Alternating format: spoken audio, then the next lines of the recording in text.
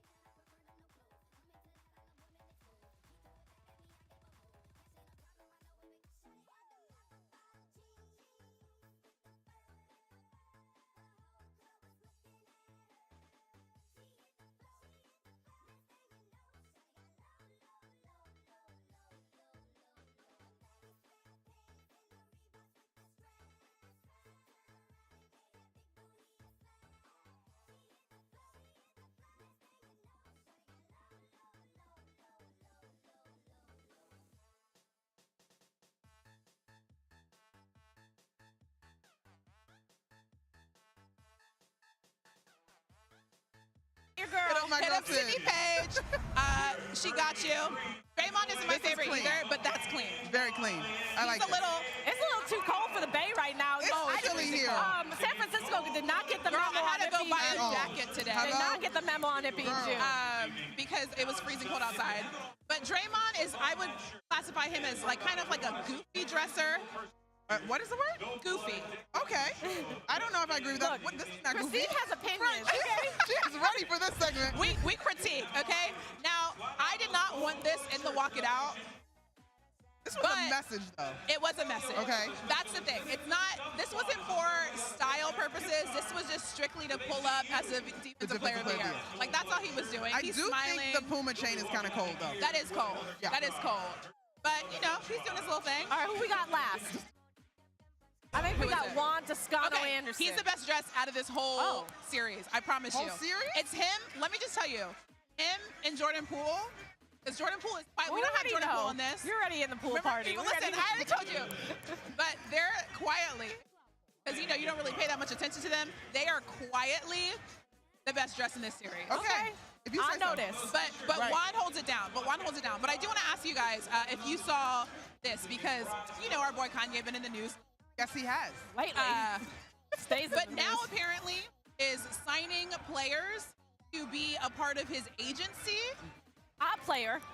Yes, but like I feel like he's gonna get. I was talking to someone about this yesterday. So Jaylen Brown decided to sign with Kanye. It's a big player. This is a big deal, yeah. It's a big How? player. How did this happen? And do we feel like more players are going to be a part of? First of all, how did Kanye West convince Jaylen Brown? You could have just stopped at how to Kanye West. But like, what do you guys think about crushing this? What do you guys think about I'm this? actually not surprised. Really? Jaylen feels like the kind of thoughtful that would align himself with some of Kanye's ideas, at least about taking ownership of the marketing and keeping it within our communities. Like on that part. Okay. Right? What does Kanye know though about this? Do you think he's marketing? actually running it? Not actually That's running my thing. it. I'm curious to know. Yeah, I do. I think he's I'm not cur- running it, but he But has he got a lot to say. opinions. Right. He has a lot to say. I'm just curious to see how it works out and what exactly goes down with the whole entire thing, because Ye, as we know, isn't typically stable. Luckily, we have an Adidas athlete here that we love. So we're going to ask her. That's very true. That's very true. All right, you're watching Hoop, counting down to Game 1 of the NBA Finals at 9 Eastern on ABC ESPN app. Watch live on the go. Log into your cable providers now as we walk around getting ready for his first ever appearance in the NBA Finals. Warriors, the fourth franchise to make the NBA Finals at least 6 times over an 8-year span, and first since the Bulls from 91 to 98.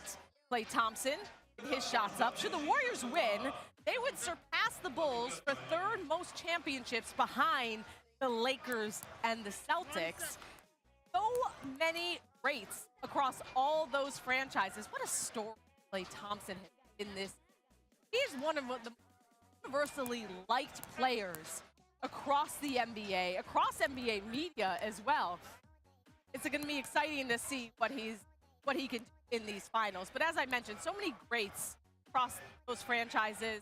And it's time now for the greatest of all time, presented by DoorDash. And guys, we're going to take a look at the greatest Game 1 moments in NBA Finals history. Love this. As I'm back with Christine and Chanae. So we start with the Shrug Game, Game 1 of the 92 Finals. Jordan hit 6 threes and scored 35 points in the first half, and then gave us the legendary shrug. He's the king of memes. I mean, the king of the court, clearly, but memes as well. And there's the shrug. Listen, I wish I lived my life like that, where when I do great things, I just look at people like, and? You know what? The shrug, let's bring it all back. How about 2001, Game 1? Shaq put up monster. He remember when he disrupted our show? Right. That Oh, was he just like definitely did, just 5 a few minutes ago. moments He finished with 43 points, 19 rebounds, 4 assists, and 3 blocks as LA won that series in 6, and Shaq won his first Finals MVP.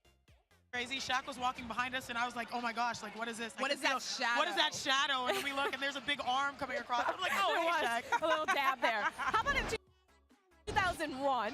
Allen Iverson scored 48 points in a gutsy overtime win love on the this road. man. But the most iconic memory, of course. I know. Iverson crossing over Ty Lue, then stepping over him. But both of them are winning. Unfortunately, right now in real life. Exactly. They're thriving now. yes, It's for good. Philly, the Everything's fine. Lakers won the next 4 games, and the title AI never reached the finals again.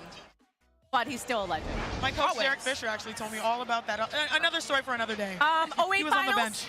Paul Pierce, in his first finals game of his career, fell awkwardly in the third quarter. Remember, dramatically left the He court. did not poop his pants. Only to return minutes later. Because he would not have sat on his poo. Remember? That's what Okay, I'm saying. you know what? You didn't need to. That's what he said. Okay, that's what he said. He did finish with 22, and Boston won the game in the series. Pierce also won Finals MVP. That was one of the funniest moments of Pierce's career. Still another winner. And then 2018, LeBron James put up an all-time great performance, finishing with 51, 8-8, but it wasn't enough to get the Cavs the win in the final seconds of the first quarter. You remember this. J.R. Smith infamously dribbled out of the ball instead of trying to score the game-winning bucket, sending the game to overtime, and giving the internet, you know, the meme. Well, yeah. The Warriors swept the Cavs, and LeBron left for L.A. in the And the rest offseason. was history.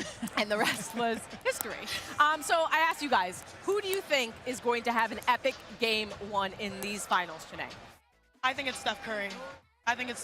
When you think about these moments and the platform and the legacy that he wants to have, we all know Finals MVP is the only thing missing from his trophy closet. And it starts now. I think he's going to be locked in.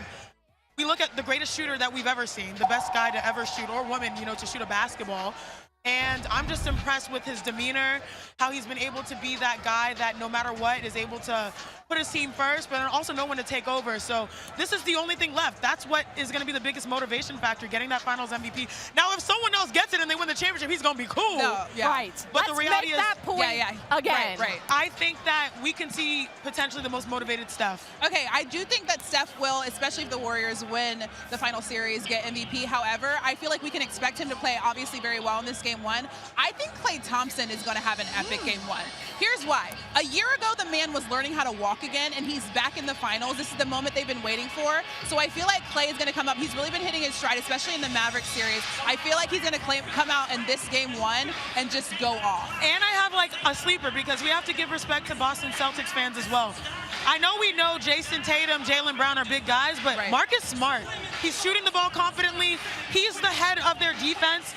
Epic might not be Steph Curry or Klay Thompson numbers, but if he gets over 20 and inspires that defense to compete, I think Marcus Smart can have a big game as well. Okay, I'm gonna go front runners. It's either gonna be Tatum or it's gonna be Steph. Okay. It's just game one. It's the finals. They're ready. The stars are gonna come out. We'll see Christine and Janae in just a bit, but a guy that we're gonna see a lot of course, is Steph Curry in this series. If you look at the odds for Finals MVP, according to Caesars Sportsbook, Steph is the odds-on favorite to win his first ever Finals MVP, and Jason Tatum having the second best odds. And the Finals MVP is something that has eluded Steph in his Hall of Fame career. Could this year be the year he checks off that final box? Curry, hesitation move on Luka. Shoots the three and buries it. Stephen Curry, night. Let's go. We gotta be standing the body we fall. 6 out of 8 years. You look at us winning, we getting awards. Ability to play at another finals. It's just the beginning, we getting it started. We have an opportunity to go finish the job.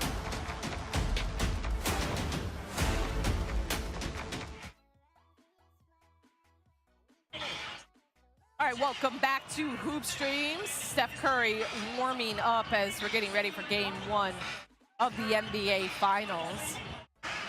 Back now with Chanae and Brian Windhorst now joining us. Make sure to listen to the Hoop Collective. You have episodes now before and after every single game. Sounds like of the a lot. No, it doesn't. It is a lot. No, it doesn't. I settled in. I did my makeup to the episode today. It was great. Listen to that with Tim Bontemps and Tim McMahon.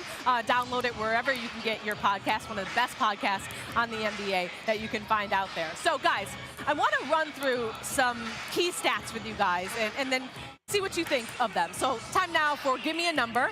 And we start with 141. That's the most postseason games played before the first finals appearance. By making his first NBA Finals appearance tonight, Al Horford will set a new record for the most postseason games played before reaching the NBA Finals, breaking Derek McKee's record of 128 games. Chris Paul had 123 games before making the finals last season.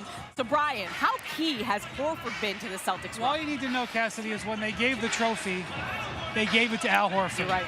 And, you know, I've covered Al throughout the years, and there's been some times where he's been really great in his prime, and he ran into a great team that just beat him.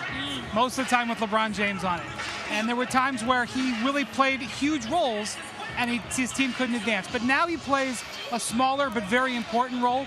And, like, you know, if you go back and look at the Celtics teams in history, the teams in the 60s and the 70s, the championship teams always had a player like Al Horford on them. He fits this role. His teammates really appreciate it. And this is a team that doesn't have a lot of experience in the playoffs, but he's the guy who carries them in that way. And I just love how he keeps them centered. There's a lot of fire and tenacity offensively from Jalen and Jason. There's a lot of fire defensively from Marcus Smart and Robert Williams. But for him, he's been able to be that veteran that in the locker room, after coach talks, he's like, guys, we can do this. This is what helps me here. And I think he now it's his former teammate Paul Millsap that has the most. Without an appearance in the finals. It's tough because you see some of those great teams in NBA history, Atlanta Hawks and all that stuff, and now he's able to get over the hump. I think it's a testament to perseverance and belief and also understanding your role, being a star in your role, even if you were a star before. And look, Brian had a great article after Game 7 about, you know, that key stop, or really missed by Jimmy Butler, but Al Horford was the defender there. But in that also, post-game, Al Horford talked about how a year ago he was looking at, you know, on Instagram, the 1 year ago photos and how he was with the OKC Thunder and didn't know what was going to happen. And look at him now in the NBA Finals. What an arc he has back with the team that, you know, he kind of grew up with as well. So we're moving on to our next number, and that's 2. That's the defensive ranking of the Warriors and Celtics. 2, Al Horford has had a huge impact on the Celtics defense, but 2, as in top 2, both the Celtics and Warriors have been the top 2 defensive teams in the regular season and have showed that defense in the playoffs as well. Everyone knows about the Celtics defense, but the Warriors defense might surprise people. Brian, which defense has been more impressive to you this postseason? Probably the Celtics, because if you look, they had Durant and Kyrie Irving to deal with in the first round. Second round, they had to deal with Giannis Antetokounmpo. Third round, even though Jimmy Butler missed some games and some time with some injury, Jimmy Butler was awesome. They had to deal with all 3 of those rounds where they had to deal with a star player, and they handled it. Obviously, the Warriors did well getting to this point and holding down Luka, but the resume that the Celtics have put together defensively is as impressive as any team getting to the finals in recent memory. And I love how they mimic each other. You know, Celtics #1 in a lot of defensive categories, Warriors #2 in a lot of defensive categories. They almost mimic each other timeline of franchise-wise. You see their young stars coming through the organization. They're developing. They're finding identities. They're finding their offense. They're finding their superstardom. It's really cool to see teams in the finals that buy in on both ends. The Warriors, everyone talks about Steph Curry shooting the ball, Klay Thompson coming back, but they've always done it collectively through Draymond Green defensively, a defensive player of the year. Now you see Marcus Smart, a defensive player of the year. They're doing it collectively as well on the other end with Horford also holding it down and Williams. So it's cool to see how these 2 franchises have mimicked each other. Chief, quick question. Better defender in this series, Marcus Smart or Draymond Green? Man. Ooh, I think Draymond Green's one of the best, most versatile defenders I've ever seen. I don't want to say anything bad about Marcus, especially if he's nearby. But, you know, Draymond, I have immense respect for Draymond. I would just say Draymond as well, just because positionally it's 1 through 5, whereas Marcus typically is on the perimeter. He would say that too. Yeah, okay, yeah, I know, right? No one's taking away your defensive player of the year, though, rightfully Marcus. earned. Yes. Rightfully earned. All right, our next number is 29. Speaking of Marcus, that's the percent shooting for Steph versus Smart. Steph Curry is shooting just Marcus strikes back from the floor, with Marcus Smart as the closest defender in his career. That ranks 87th out of 90 players Curry has taken more than 30 shots against since 2013. Janae, is Curry versus Smart the matchup to watch in this finals? You know, I would say no, just because Steph Curry has a history of bending the defense. It's going to be help defense. It's going to be smart, but then also double teaming. And on the LA Sparks, we call it pink trapping. So I think Steph deals with a lot, but Marcus is going to try to get in his head to make sure that shot is off. Nobody switches on pick and rolls more in the whole NBA than the Celtics. So they're going to switch everything, and you're not going to see Smart on Curry a lot of possessions. Well, obviously the Celtics are comfortable doing that, so we'll see how it plays out. Like I said, make sure to tune in to the Hoop Collective before and after every finals game. Thank you so much for joining us, Cass. Brian. Thanks, Janae. And look, another big number is 123. That's the number of NBA Finals appearances for the Warriors, where the Celtics have 0. We talked about the experience gap, but while we're watching the Warriors, 6 of the last 8 finals, so has Jaylen Brown, including back in 2016. Check this out. So what about when I want to get here so bad. I will be here. I'm Jaylen Brown, California, Berkeley, right up the street. One day I'll be here in this final.